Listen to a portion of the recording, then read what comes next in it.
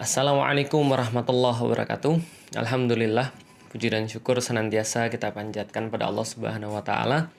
Begitupun juga salat dan salam semoga tercurah dan terlimpahkan kepada baginda Nabi besar Muhammad sallallahu alaihi wasallam. Alhamdulillah, teman-teman insyaallah dirahmati Allah.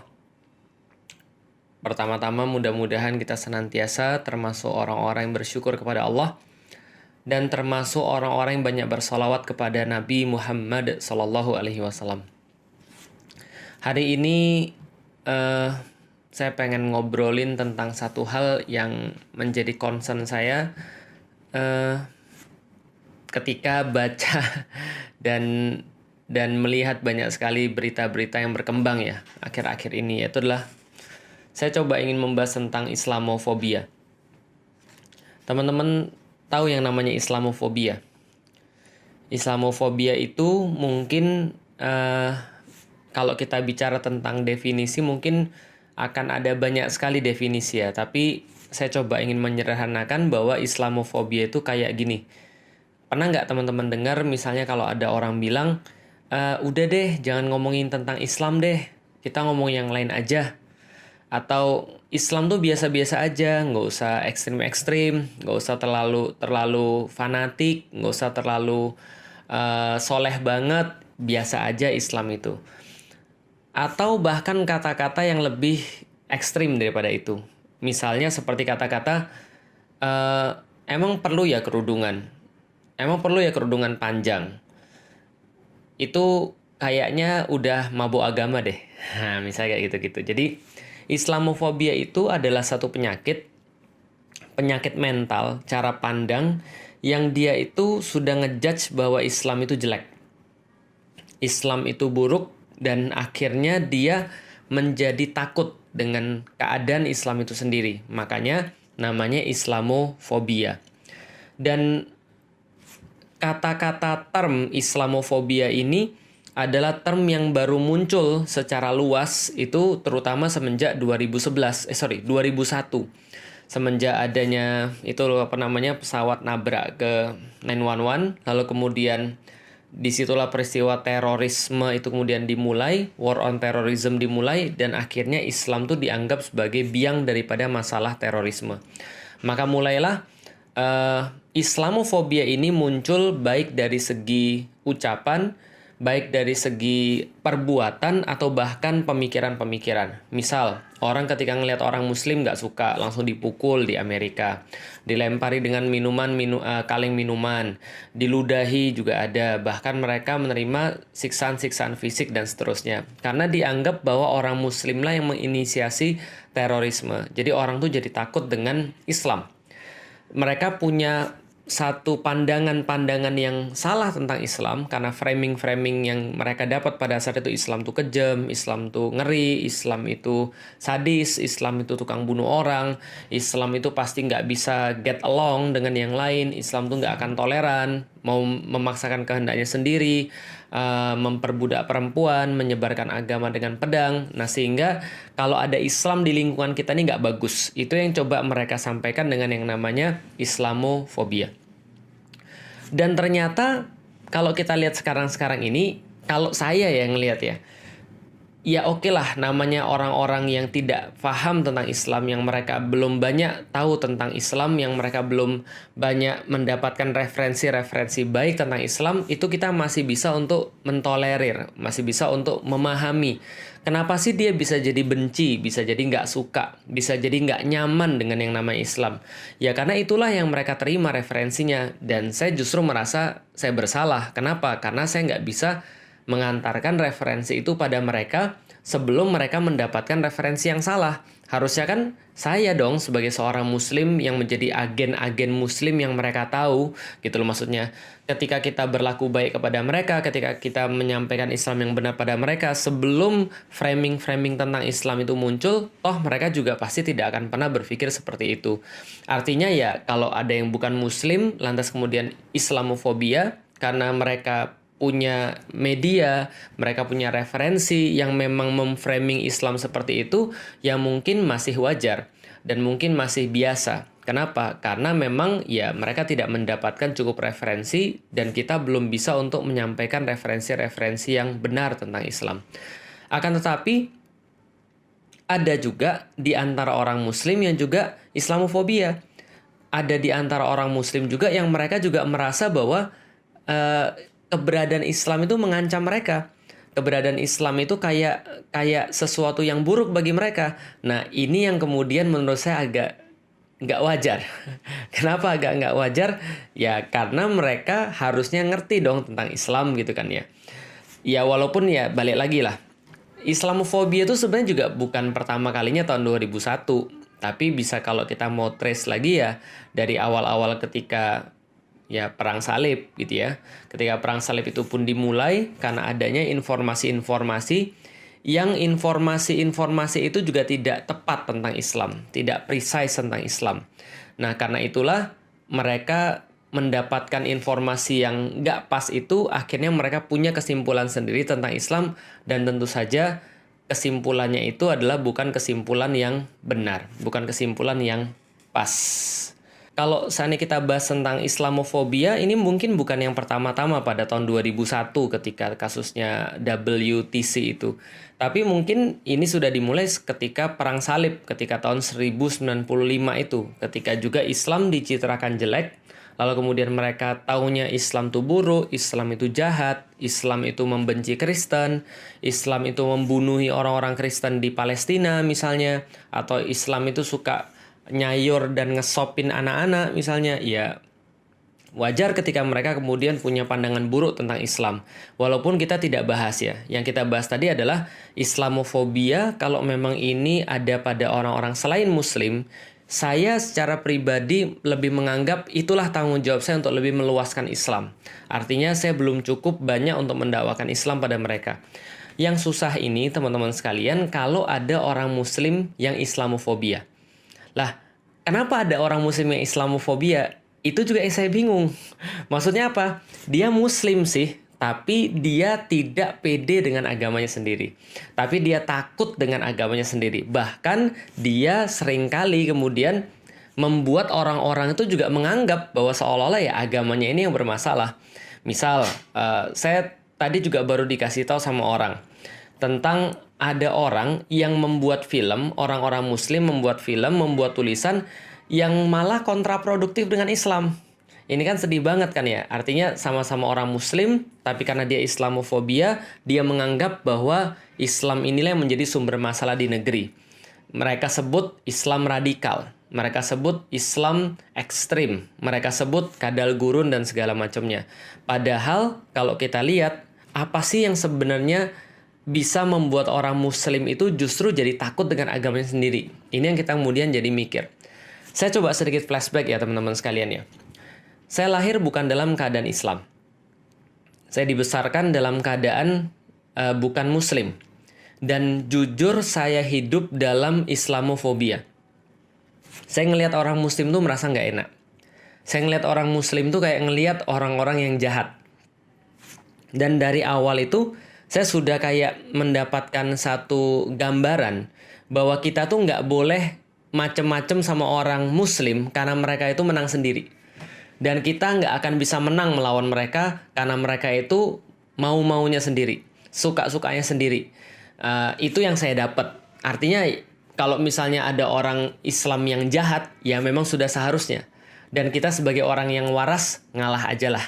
Dan memang begitulah kondisi yang saya terima. Mungkin karena pada waktu itu entah itu adalah persepsi saya tentang Islam yang sudah jelek, dan otomatis kemudian persepsi kepada kaum Muslim juga jelek, atau memang pada waktu itu orang-orang Muslim belum kayak sekarang, yang mereka belum banyak taat, mereka belum banyak menunjukkan keislamannya, mereka belum banyak belajar tentang Islam. Tapi itu yang saya terima.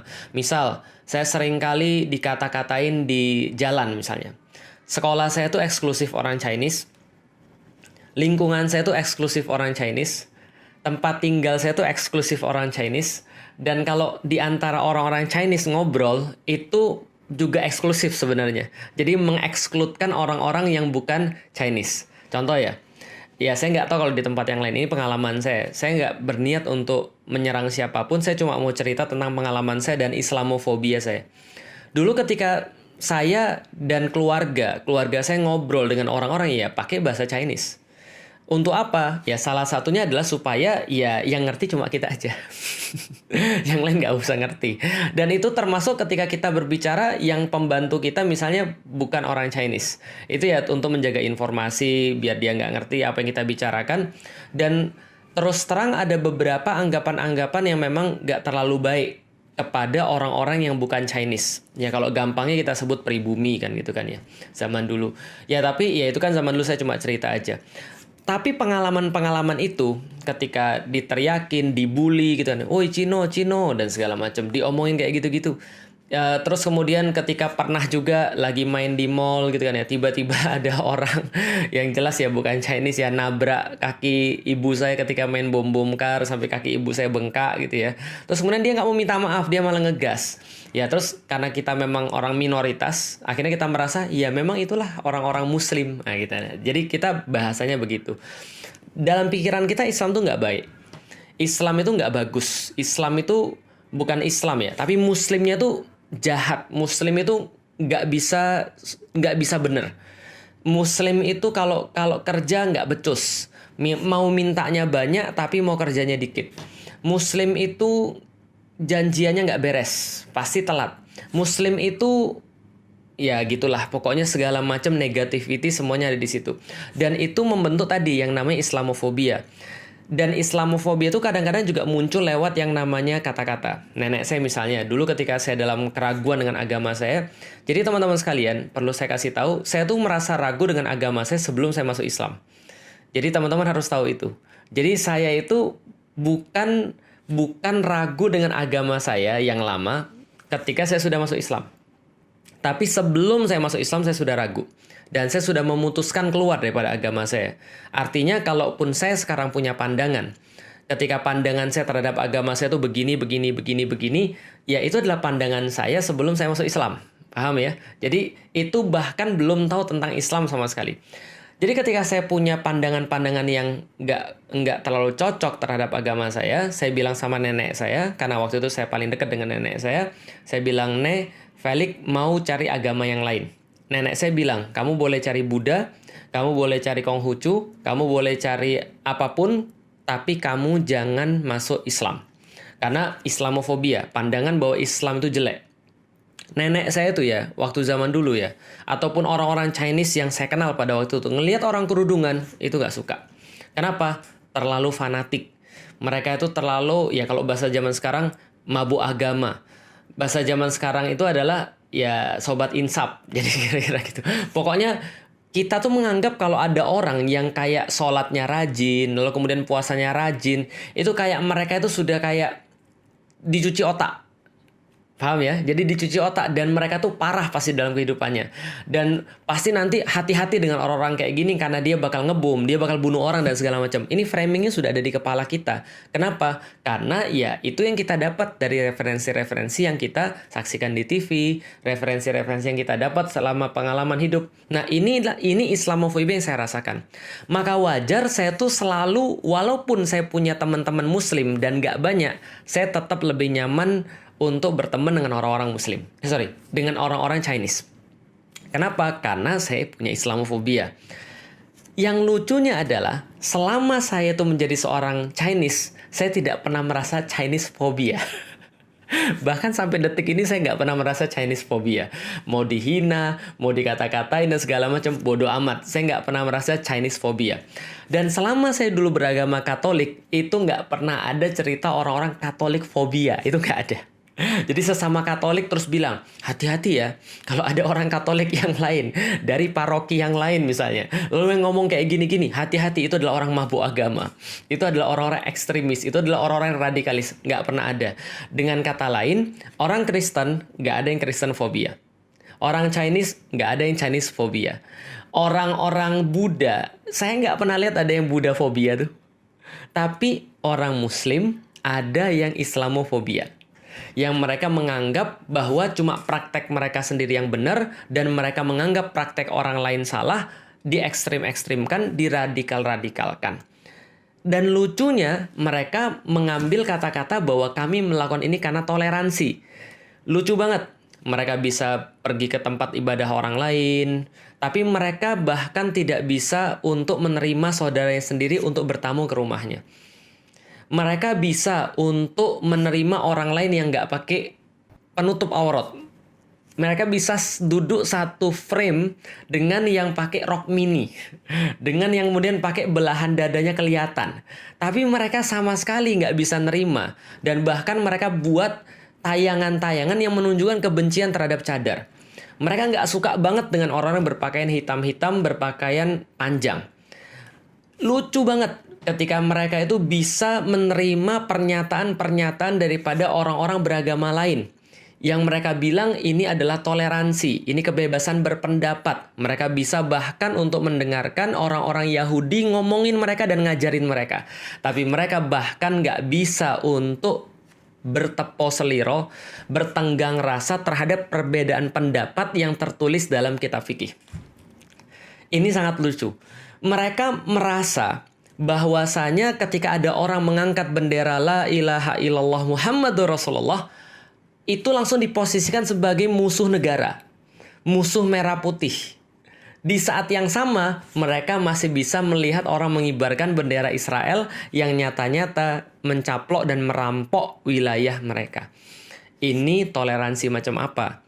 Ini tenggang rasa macam apa? Yang kadang-kadang menurut saya, ya ini omong kosong. Gitu maksudnya. Artinya, ya ini saya nggak bisa paham. Islamofobia kayak gini. Ngelihat orang yang kerudungan, cadaran, merasa bahwa itu radikal. Ngelihat ada orang bicara tentang khilafah, oh ini pasti adalah ekstremis, pengen menjadikan Indonesia sebagai Suriah. Lihat orang kemudian bicara tentang sesuatu yang nggak sepaham dengan dia, dia kemudian ngamuk-ngamuk, marah-marah. Lihat ada orang memberikan kajian atau bukunya dipakai sebagai pembelajaran, ngamuk. Nah, ini orang-orang kayak gini, yang sekali lagi senantiasa bersembunyi di balik toleransi omong kosong. Sebenarnya yang terjadi pada mereka adalah mereka Islamofobia. Bahkan mereka tidak segan-segan, mereka tidak ragu-ragu, mereka tidak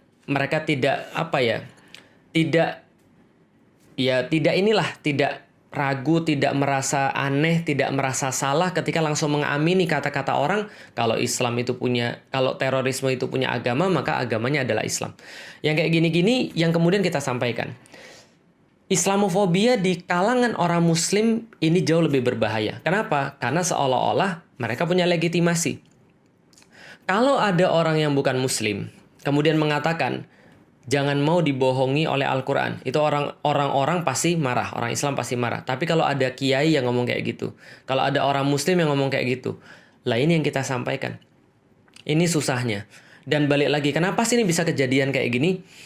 Ya, wallahualam bishawab, saya nggak ngerti apa yang bisa kita simpulkan. Tapi kok saya merasa gini ya, saya itu setiap hari itu senantiasa mengulik hati, senantiasa berintrospeksi. Jangan-jangan selama ini kita itu berjuang bukan untuk Islam, tapi sebenarnya kita berjuang untuk diri kita sendiri. Sebenarnya kita itu bukan mencintai Islam, tapi jangan-jangan kita tuh mencintai diri kita sendiri. Apa kemudian tanda-tandanya? Saya tuh takut banget ketika kemudian saya merasa bahwa ketika saya disinggung, itu saya merasa lebih marah daripada ketika Islam disinggung. Cuman untuk supaya melegitimasi, seolah-olah nggak gitu, ya saya tinggal bilang aja, saya tuh bukan marah ketika saya disinggung, tapi Islam disinggung. Karena pendapat ini adalah pendapat Islam. Sebenarnya sih pendapat saya. Tapi supaya ada pembenaran, saya bilang ini pendapatnya Islam. Sehingga saya tersinggung. Yang terjadi kan sekarang kan gitu kan ya. Ada orang-orang kemudian merasa paling toleran. Merasa paling NKRI. Merasa paling Pancasila. Terus memaksakan pendapat dia tentang Islam. Dan orang nggak boleh punya pendapat yang lain. Dan kalau orang punya pendapat yang lain, dia bilang itu bukan Islam yang benar, bukan Islam Nusantara, tapi itu Islam radikal, itu Islam ekstrim dan Islam segala macamnya. Akhirnya apa yang mereka lakukan? Ini Islamnya bukan Islam yang benar, dia layak masuk penjara. dia layak kemudian untuk ditolak, dia layak untuk dipersekusi, dia layak untuk dibully, dia layak untuk kemudian dicaci maki karena dia tidak sama dengan kita. Lalu di mana toleransi yang kemudian disampaikan? Padahal yang lucunya tadi, terhadap agama lain mereka bisa sangat lemah lembut, bertepos seliro, bermujamalah, bermanis muka, bahkan kemudian makan bareng, bahkan kemudian wah, pokoknya luar biasa deh pokoknya. Nah, ini yang kemudian kita sampaikan. Kenapa sih bisa gitu? Kalau saya senantiasa berintrospeksi tadi. Jangan-jangan saya ini merasa bahwa saya tuh mewakili Islam. Sehingga ketika saya merasa saya mewakili Islam, kalau ada orang nggak suka dengan saya, berarti orang nggak suka dengan Islam. Padahal orang tuh cuma nggak suka dengan saya, bukan nggak suka dengan Islam. Orang tuh sebenarnya nggak suka sama kelakuanmu aja. Bukan nggak suka sama Islamnya, gitu maksudnya. Cuma kelakuanmu aja, atau kelakuanku aja gitu maksudnya. Itu yang pertama. Yang kedua, saya berintrospeksi. Jangan-jangan saya punya rasa hasad terhadap kaum muslimin. Apa itu hasad? Hasad itu adalah sesuatu yang terjadi pada saudara-saudaranya Yusuf ketika Yusuf itu mereka merasa lebih diperhatikan daripada mereka. Bapaknya lebih sayang Yusuf. Siapa yang membisikkan hal-hal kayak gini? Syaiton. Syaiton membisikkan sehingga kita merasa bahwa kita harusnya lebih berhak, kita merasa lebih punya legitimasi untuk bisa menentukan yang mana benar dan yang mana yang salah. Lantas kemudian kita merasa bahwa hak kita diambil orang. Kita merasa paling NKRI.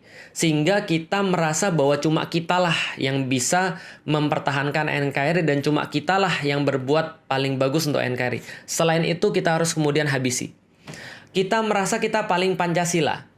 Sehingga apa yang kita sampaikan itulah yang Pancasilais, yang lain itu tidak Pancasilais. Walaupun kelakuannya jauh berbeda. Yang kayak gini-gini.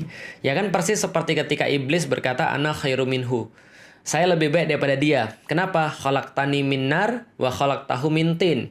Saya diciptakan daripada api dan dia diciptakan daripada tanah. Siapa yang ngasih narasi bahwa api lebih bagus daripada tanah? Kan dia sendiri. Kan nggak ada yang ngasih narasi. Allah nggak ngasih narasi itu. Yang ngasih narasi adalah ya orang-orang itu sendiri. Iblis-iblis itu sendiri. Sedangkan dia nyalain manusia. Padahal manusia nggak ngerti apa-apa. Itu dalam kasus iblis tadi. Nah itu yang kemudian kita introspeksi. Yang saya lihat, ya, kita sekali lagi nggak bahas tentang orang-orang yang bukan muslim. Ada orang bukan muslim salah paham tentang saya, ada orang bukan muslim salah paham tentang Islam, ada orang muslim salah paham tentang dakwah. Kita introspeksi. Berarti salah kita belum bisa menyampaikan Islam dengan benar dan dengan serius dan dengan indah. Sehingga mereka mau untuk melihat itu. Tapi kalau seandainya ada orang muslim yang Islamofobia, bahkan bikin tayangan-tayangan, bikin kampanye-kampanye yang itu justru kontraproduktif dengan Islam.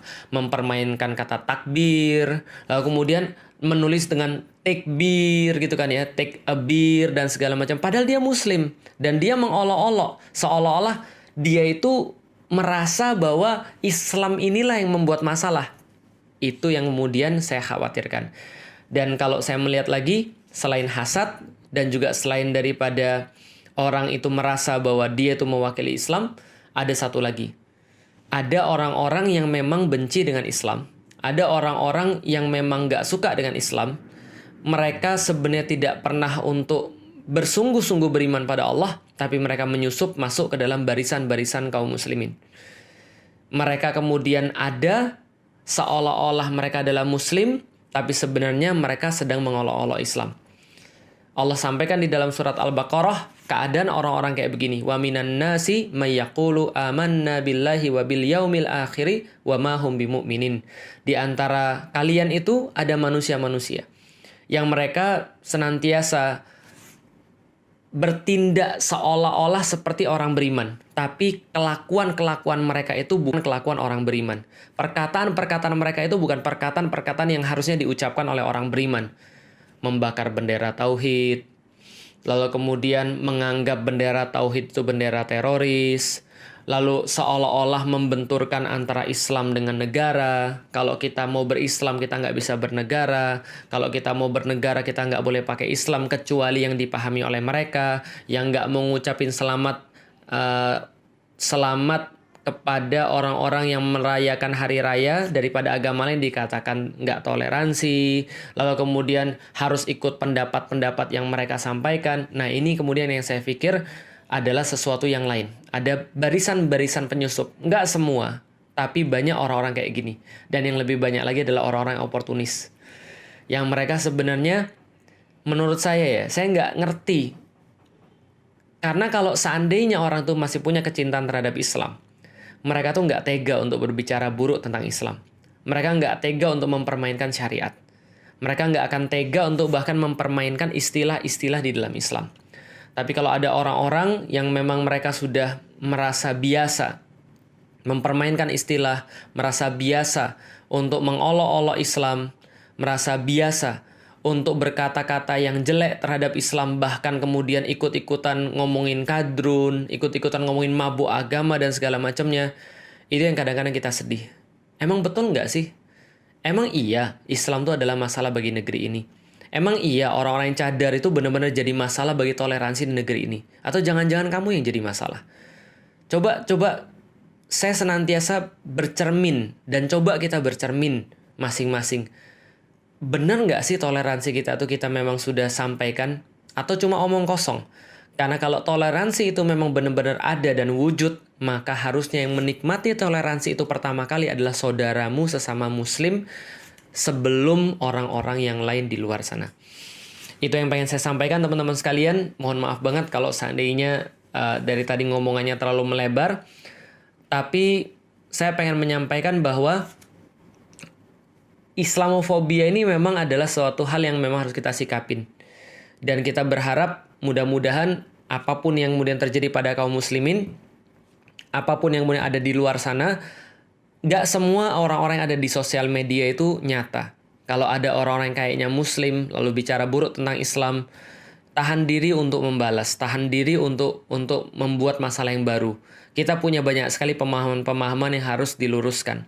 Kita punya banyak sekali PR-PR yang menanti, dan kita tidak perlu menghabiskan energi kita untuk mengurusi hal-hal yang justru membuat kita itu jadi jauh daripada agama kita. Membalas memaki, membalas mencaci, mengeluarkan kata-kata kasar, nggak perlu. Kenapa? Karena tugas kita bukan itu. Tugas kita itu membangun peradaban. Dan peradaban tidak akan pernah terbangun dengan orang-orang yang tidak bisa menguasai dirinya sendiri.